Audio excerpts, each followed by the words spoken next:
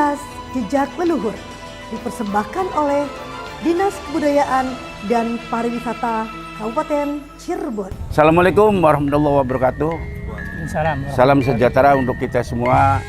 Cirebon sebagai sebuah wilayah kultural yang memiliki akulturasi berbagai kekayaan budaya dan peninggalan sejarah telah menjadi tujuan objek wisata religi. Saya selaku Kepala Dinas Kebudayaan dan Pariwisata Kabupaten Cirebon mengajak masyarakat dan wisatawan untuk mengunjungi keunikan daya tarik dan wisata religi dalam rangka menjunjung tinggi nilai leluhur yang ada di Kabupaten Cirebon. Dengan kerangka berpikir, kerangka langkah demi kemajuan kearifan lokal, Dinas Kebudayaan dan Pariwisata Kabupaten Cirebon mengadakan sebuah acara Napaktilas Jejak Leluhur sebagai penerus generasi dapat meneladani nilai-nilai leluhur di Kabupaten Cirebon khususnya dan Indonesia Nusantara pada umumnya. Kabupaten Cirebon Katon. Tentunya banyak sekali situs-situs bersejarah di Kabupaten Cirebon, namun tidak banyak orang tahu dan mengenalnya. Yaitu salah satunya Sanggrahan Matangaji yang konon sangat ditakuti dan diperhitungkan juga oleh kolonial Belanda. Nah, untuk lebih jelasnya bisa kita nanti akan kita brainstorming, sharing dengan Pak Kuwu dengan Pak Adit. Assalamualaikum warahmatullahi wabarakatuh.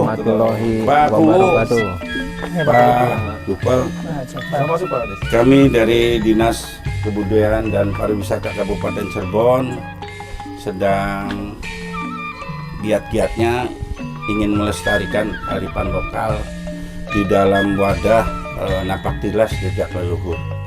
Maka silakan Pak Kuwu tolong ceritakan kronologis berdirinya Desa Matangaji, kemudian Bapak bisa menceritakan sedikit banyaknya tentang situs ini. Sejarah berdirinya Desa Matangaji pada tahun dulu itu kan ada tahun berapa gitu? Tahun 1870 Masehi.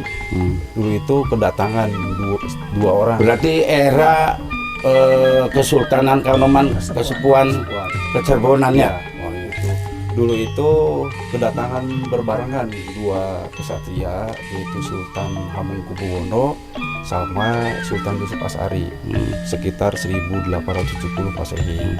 Dulu itu belum ada pemukiman, itu kan berhubung masih hutan belantara Desa Matangaji sampai dengan daerah Padematang.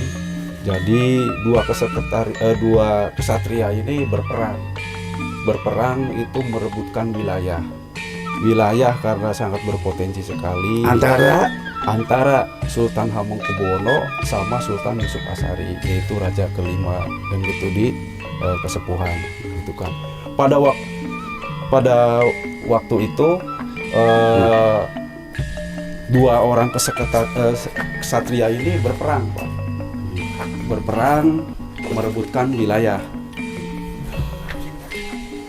Kemudian setelah berperang, karena dua kesatria ini sangat sakti, akhirnya dibelah wilayah ini menjadi dua, gitu kan. Untuk Sultan Yusuf Asari diberikan sebelah timur, yaitu Desa Matangaji sampai dengan Kuningan. Untuk Hamengkubuwono-nya yaitu belah barat, yaitu wilayah Padematang. Jadi berhubung pada Sakti, akhirnya dikasih nama untuk Sultan Yusuf Asari diberikan Matangaji, untuk Sultan Hamengkubuwono yaitu Padematang. Daerah Padematang itu ke barat sampai Majalengka. Itu berdirilah Desa Matangaji Ya. atau apa nih? Berdiri Matangaji. Karena sudah Pendukuhan apa Pak? Berarti pada Berdukuhan, lemah. dulunya berdukuhan. pendukuhan apa lama Matangaji. Pada waktu itu Tahun berapa itu? 1890-an. Ya. Silakan Pak, barangkali Bapak nanti menambahkan. Ya. Jadi asal usul Sultan Matangaji datangnya ke daerah Matangaji. Asal usul Sultan Matangaji itu mempunyai tugas dari Syekh Syarif Hidayatullah, yaitu yang padepokannya di Gunung Sembu. Ditugaskan sama Syekh Syarif Hidayatullah untuk siar agama dan berjuang di dalam memperdamaikan atau mengamankan istilahnya masalah-masalah lagi zaman perang. Nah, Sultan Matangaji ditugaskan ke desa Matangaji mulai dari Sidawangi tadinya, cuman yang terpilih adalah desa Matangaji. Maka tersebutlah Sultan Matangaji. Nama asli dari itu Sultan Matangaji, nama keraton itu Sultan Komarudin. Nah, dia menyebarkan agama di sini dengan berbaur dengan masyarakat, dengan sepuh-sepuh Matangaji. Ada yang namanya Buyut Jenek, itu sesepuh Matangaji. Dia langsung mendekati permasalahan-permasalahan siar agama di Matangaji. Ya alhamdulillah sampai sekarang agama makin maju di Matangaji karena asal usulnya dari Sultan Matangaji. Pemirsa Radar TV, dalam rangka jejak leluhur,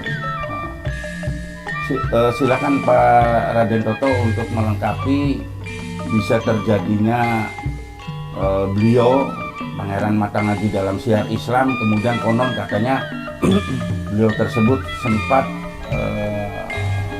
dibunuh oleh penjajah Belanda. Gimana ceritanya Pak? Ya, terima kasih para pemirsa semuanya. Saya sampaikan bahwasanya saya sekarang ada di lereng gunung, Ya. Pak. Ya. Ya, jadi nah di sini berdasarkan naskah yang saya baca bahwasanya pada saat Pangeran Safiuddin itu kurang lebih 757 Pak, di mana keraton Kasepuhan Cirebon khususnya dikuasai oleh Belanda. Nah, Pangeran Safiuddin ini anti Belanda, tidak mau kerjasama dengan Belanda sehingga menjadi ancaman buat Belanda, termasuk pada dirinya. Maka beliau keluar dari keraton. Sebentar Pak, mengasingkan diri. antara Pangeran Saifuddin dengan Komarudin ini antara bapak dan anak apa orangnya Kalau satu? Saya meluruskan ya Pak, Ya. yang betul adalah Pangeran Safiuddin. Oh, Saifuddin Pangeran bukan Safiuddin, Komarudin ya Pak. ya, mengasingkan diri atau melarikan diri keluar dari keraton Pak karena memang anti Belanda. Nah, di sini tempatnya.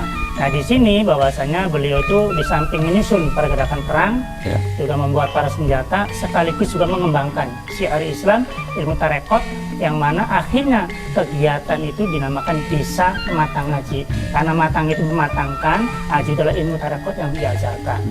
Nah, ketika persembunyian tercium Pak, tercium sama Belanda, akhirnya ada keluarga yang notabene ipar juga yang dari Talaga untuk mengundang beliau.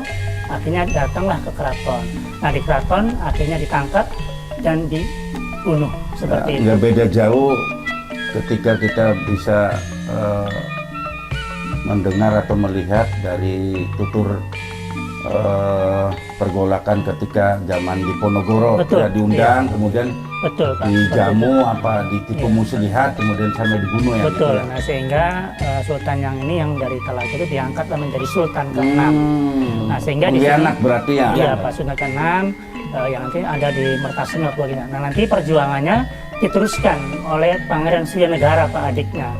Suryanegara sampai ke Bagus Rangi sampai 18 itu dia langsung di sini. Nah, di sini tempat katakanlah dibuat pesantren ini sebagai bukti dari pemerintah Desa Matangaji adalah ini merupakan monumen tempat di mana beliau itu pada saat mengasingkan diri mengajar ilmu tarekot itu di sini Pak. Nah, itu salah satu yang sebelah sana adalah ini tempat-tempat di mana Pangeran Safiuddin itu mengatur strategi perang, membicarakan ini adalah di sini Pak tempatnya. Ada peninggalannya di sini. Ya, ini satu tempatnya ini Pak. Nah, makanya dibuat. Dulu itu pendopo. katanya ada pasarean pesantren gitu ya. Iya, Ada. ada. Ada. Nah, ini maka pemirsa kita bisa melihat peninggalan mahkota dari Pangeran Matang Haji ya? Iya. Nah, di Di bawah. Bawah ini. oh di bawah ini ya nggak bisa dilihat ya Pak. Iya, hanya Nah kalau sebatas ini apanya nih? Coba Ciri. dibuka, Pak. Itu ciri. Coba lihat. Iya. ciri. Bismillah. Yes.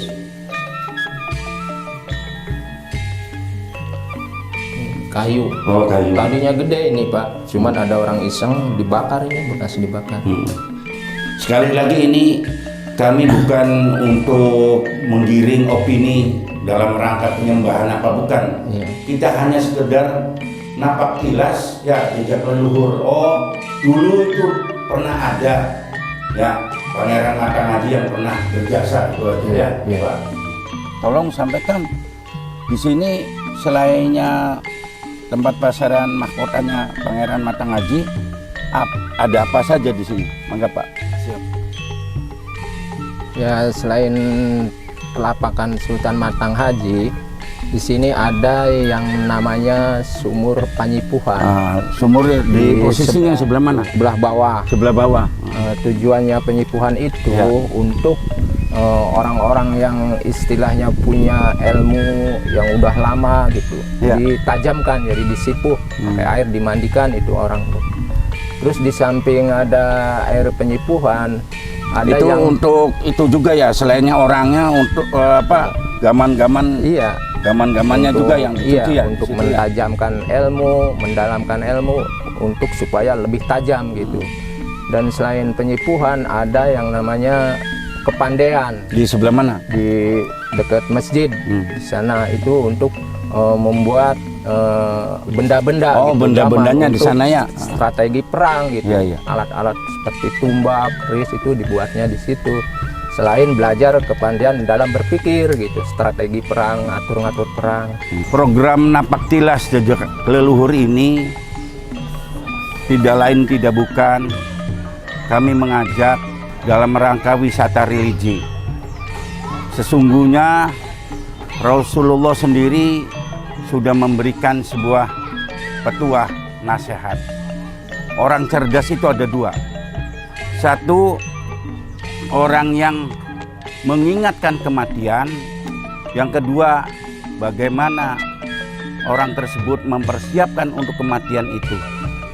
Jadi tidak ada salahnya apabila kami melakukan napak tilas jejak leluhur sebagai suri tauladan untuk kita semua. Assalamualaikum warahmatullahi wabarakatuh. Napak tilas jejak leluhur dipersembahkan oleh Dinas Kebudayaan dan Pariwisata Kabupaten Cirebon.